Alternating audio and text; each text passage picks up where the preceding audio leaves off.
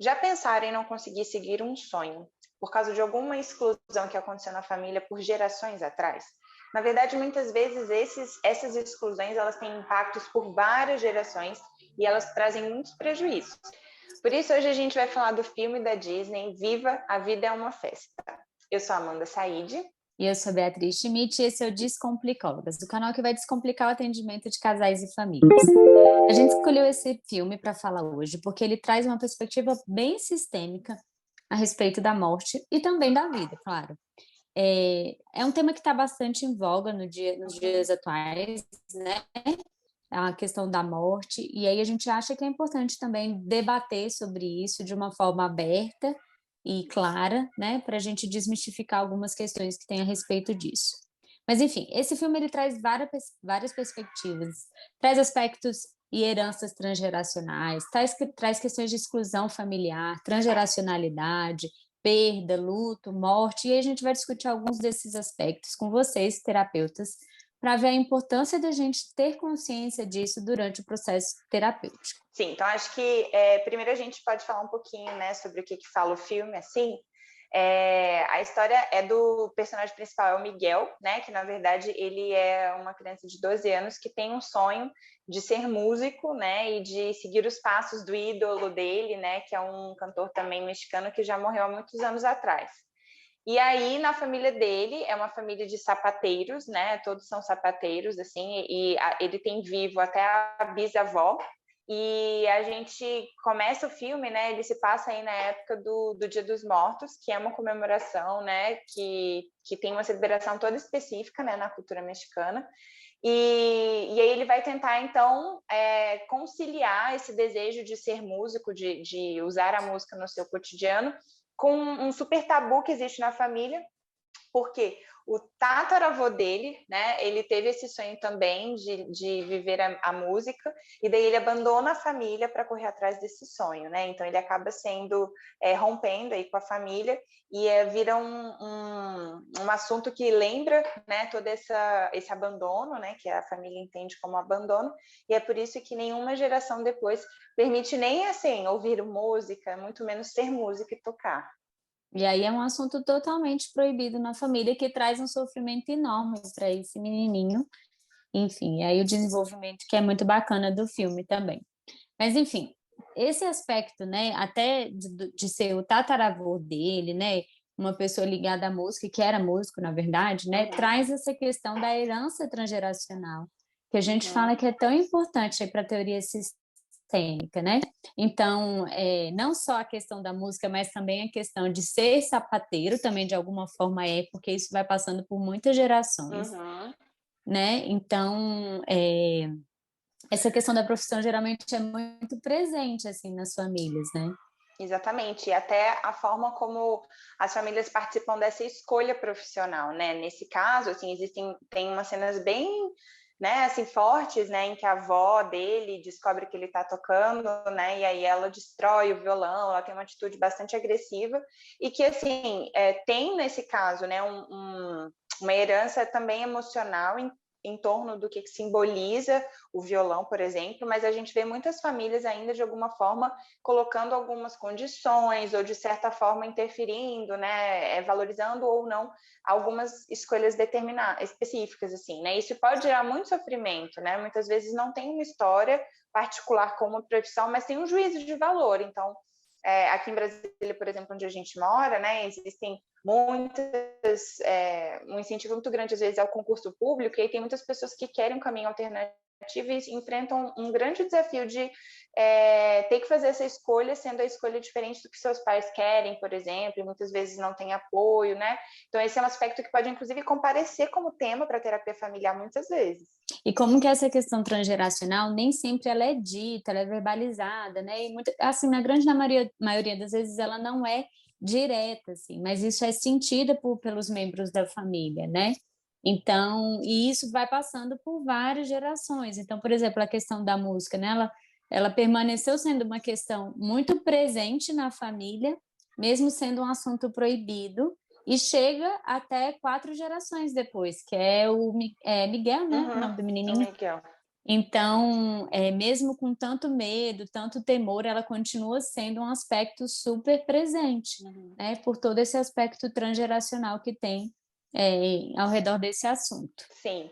E aí tem, então, a exclusão desse tema, né, da música, esse é um dos aspectos. Muitas vezes há nas famílias também exclusão de alguns comportamentos, de alguns temas ou de algumas pessoas, né? E nesse caso é o Miguel que tem o poder, assim, e a coragem, talvez, de tentar resgatar essa dimensão que ele até entende como sendo uma coisa, né, de justiça, assim, e enfrentar é, as eventuais barreiras ou discordâncias familiares para poder resgatar e fazer essa, né, resgatar e tornar aquele, né, tataravô aceito novamente, né? Então, muitas vezes a gente vê que são outras pessoas, tem algumas pessoas específicas na família que muitas vezes carregam essa responsabilidade, né, de fazer esse resgate aí.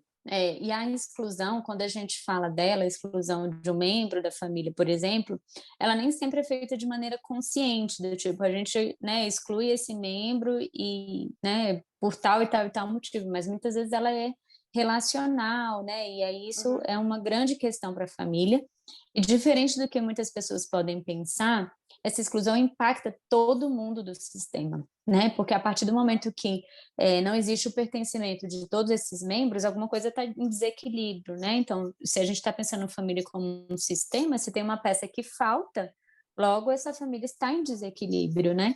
Então, como que essa questão da exclusão, ela impacta todo o sistema e ela perdura também por muitas gerações, né? uhum. Então, a gente vê o Miguel resgatando, e aí a exclusão também é relacionada a essa questão transgeracional, né? Uma coisa que foi feita lá atrás, impactando ainda até hoje na vida dessa família.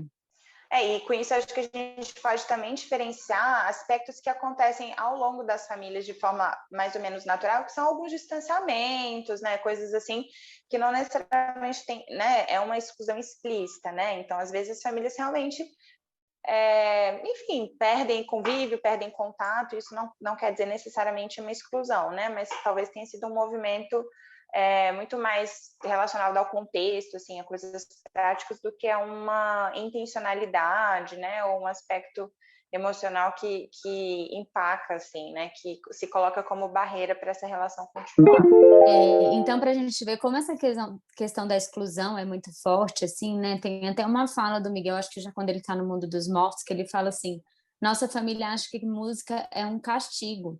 Então, assim, como uma questão, né, que é tão boa, tão positiva como é a música, se tem uma conotação tão negativa para uma família, né? Exatamente. E aí eu acho que sobre isso tem aí o outro conceito que a gente vê bastante nas terapias de família, que é a questão da lealdade. E aí tem vários exemplos no filme que a gente pode ver isso acontecendo. Acho que um primeiro deles é quando a gente percebe como toda geração, né, assim, as 4 gerações permanecem, essas gerações permanecem leais a essa ideia de não ter música, de não ouvir música, de não ser músico, né? Leais a essa alternativa e essa estratégia que a tataravó teve para enfrentar e reconstruir a vida depois do que ela relacionou que significava música, né? Então todo mundo continua sendo leal a ela não está mais viva, né? Assim, não teria nenhuma consequência, mas eles permanecem leais a essa ideia, assim, né? É porque é como se fosse um compromisso mesmo de obedecer às regras da família, né? As lealdades familiares falam sobre isso. Sim, e nem sempre essas lealdades elas são conscientes, né? Então, assim, no caso, talvez essa seja uma lealdade consciente, porque essa história ela é passada, ela é falada, ela é verbalizada. Uhum. Mas, por outro lado, um outro exemplo que a gente pega é a própria lealdade que o Miguel tem com esse tataravô, sem nem saber, porque é isso, assim, a lealdade ela tem a ver a um pertencimento, né, de um grupo. E aí, por mais estranho que pareça, mas alguma forma dessa família, uma forma que essa família, as famílias têm de resgatar um membro que foi excluído em outras gerações, às vezes é uma pessoa de uma geração atual sendo leal a ela, repetindo o comportamento, mesmo que Uhum. esse comportamento seja bom ou não, assim, né? Então, assim, no caso para a família, ser músico não é bom, e ele vem né, nessa missão, digamos assim, de resgatar esse membro que foi excluído para trazer a família. Então, esse é o impacto da exclusão, né? Isso pode, lá na frente, reverberar numa lealdade, de uma repetição de um comportamento para poder resgatar esse membro que foi excluído. No caso, é o que o Miguel faz. E aí essas manifestações de lealdade, elas podem se manifestar de forma diferente, dependendo também da posição que cada membro tem na família, assim, né? Então, para o Miguel, era menos lógico ser leal a esse mando, né, em torno da música, talvez também porque ele esteja mais distante da onde começou essa regra familiar, né? Vamos dizer assim. E ele enfrenta isso, né? Fala que odeia essa família, que essa família é muito chata, não quer saber mais deles e tudo. E para a avó, que é que seria a neta, né, desse tataravô, assim, que talvez tenha realmente convivido e tal com essa história de mais perto, para ela isso é super agressivo, assim, isso é super ofensivo e né, realmente é uma ofensa, assim, né, porque não é uma ofensa a ela, né, é uma coisa forte exatamente porque perdura há muitas gerações. Sim, exatamente. Bom, outra questão aí que é o tema do filme principal, né, que gira em torno é a questão da morte e do luto, né? A gente já falou disso também em outros episódios, né, de adoecimento, mas é um tema que vale muito a pena voltar, né? E aí a gente sabe que aceitar a morte, de alguma forma, envolve muitas perdas ao mesmo tempo, né? Então, é a perda da própria pessoa, é a perda do papel que aquela pessoa tinha na família, é a perda das relações que tinha, das esperanças, dos sonhos que eram compartilhados, né? Que acabaram sendo interrompidos por essa morte, enfim. Então, a morte de uma pessoa, ela envolve necessariamente múltiplas perdas, assim, né? E eu acho que o filme mostra bastante isso também, né? As perdas, inclusive, de uma coisa, né, assim, da música, por exemplo, na família, né? De conhecer a história desse tataravô, né? Então, enfim, eu acho que o filme traz bastante essa questão da morte também, né? E eu acho que a gente também já falou isso em outras vezes, mas a forma como as famílias lidam com a morte, certamente, com esse luto, assim, né, certamente também vai impactar como que elas vão ficar com todas essas ausências que muitas vezes a morte traz, né? Porque também esse momento pode ser um momento de, como a gente sempre fala, né, um momento de crise, mas também de mudança, de reconstrução, né, de realinhamento, de oportunidade, assim. É claro que existem mortes e mortes, né? O que a gente tem passado nesse momento de forma coletiva, né, dificulta que a gente consiga ter um olhar positivo para mortes que a gente considera que poderiam ser evitadas, assim, né? Então, é diferente dependendo desse contexto, com certeza, mas eu acho que o filme resgata essa dimensão, né, da possibilidade de também resgatar uma história, porque a partir também do que o Miguel conhece, né, disso que ele tem possibilidade de fazer diferente e de reverter o quadro da exclusão. Sim. E aí, quando a gente está falando da morte, assim, o filme traz uma questão bem espiritual, digamos assim, né, que é como os mexicanos lidam com isso. A gente sabe também que essa questão espiritual, ela é um fator também de proteção para as famílias lidarem com isso, né? Independente de qual seja a fé, a religião das pessoas, mas a gente sabe como que a religião também ajuda a família a passar por esse processo, né? Porque muitas vezes há uma compreensão de que a morte terminou uma vida, mas não terminou a relação, porque continuam conectados de alguma forma, né? E uma forma que a gente até também trabalha com as famílias, às vezes é falar sobre aquela pessoa que foi embora, né? Que se perdeu. Então, falar de como que ela era em vida, do que ela trouxe de importante. Isso ajuda o processo de luto das famílias, né? E não a gente fingir que nada aconteceu. Então, essa dimensão de trazer a pessoa sempre, né, de conversar sobre, também é um fator de proteção para lidar com esse momento.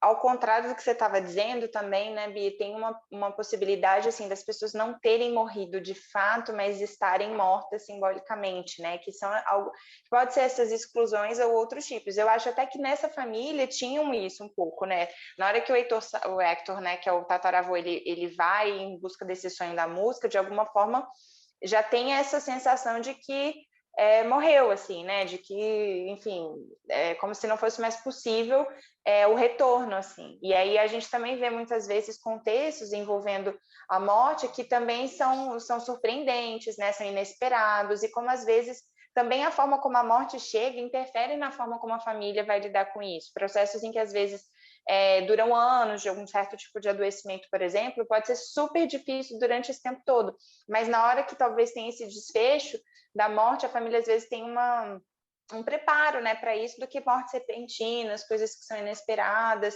e que muitas vezes também interrompem, inclusive, a possibilidade de resgate, né? Então, nesse caso, ele no filme mostra, né, o personagem tomando consciência de que a família era um valor, de que ele ia voltar para a família, e aí ele não consegue concretizar isso, né? Então, a morte também dá um fim definitivo, né,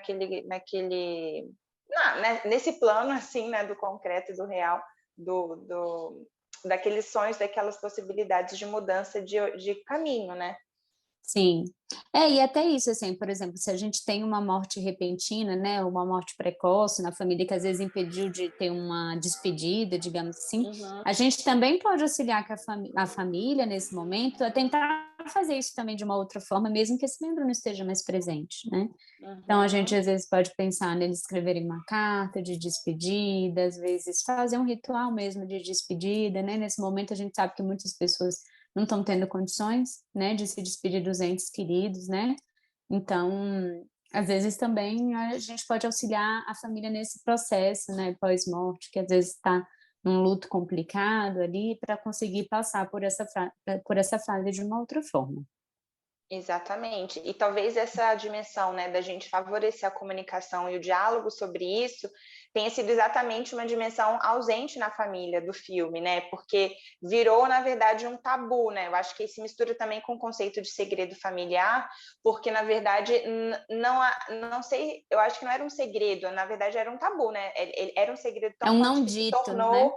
Exatamente, todo mundo sabia, mas ninguém podia falar também por causa dessa lealdade e tudo, né?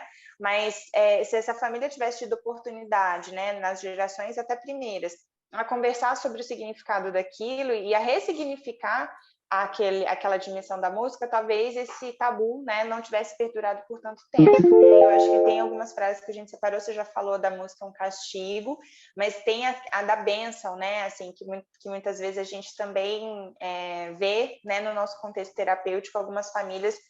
Claro, não com essa palavra necessariamente, mas falando sobre a aceitação, né, de um membro ou de outro, de forma mais ou menos condicionada, né? E quanto isso é pesaroso, né? Quanto isso realmente é muito difícil, assim, porque essa sensação de que não me aceita que chega, né?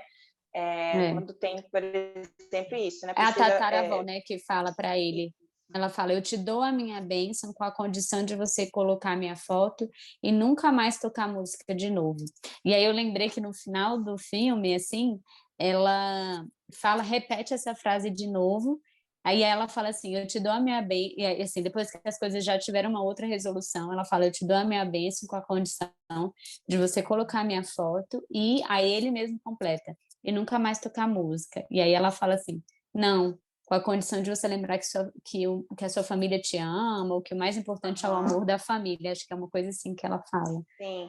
E antes, né, quando ele promete quando ele aceita essa bênção da primeira vez e entende que o impacto vai ser ele parar de tocar música, mas ele precisa daquela bênção, ele logo quebra a promessa. E Uhum. aí a gente também vê isso acontecendo muitas vezes, né? Que essas lealdades, às vezes, quando não tem a ver realmente com algo que faça sentido para aquele indivíduo, ainda que seja uma importância familiar, muitas vezes isso não se sustenta, né? Sim. Ou se sustenta com um preço muito caro. Então, também a gente pode ajudar a família a tomar consciência disso para que cada um possa se responsabilizar pelas suas escolhas e que isso possa ser atualizado com o tempo, né? Não faz sentido algumas coisas continuarem sendo transmitidas assim por gerações e gerações sem um processo reflexivo, né?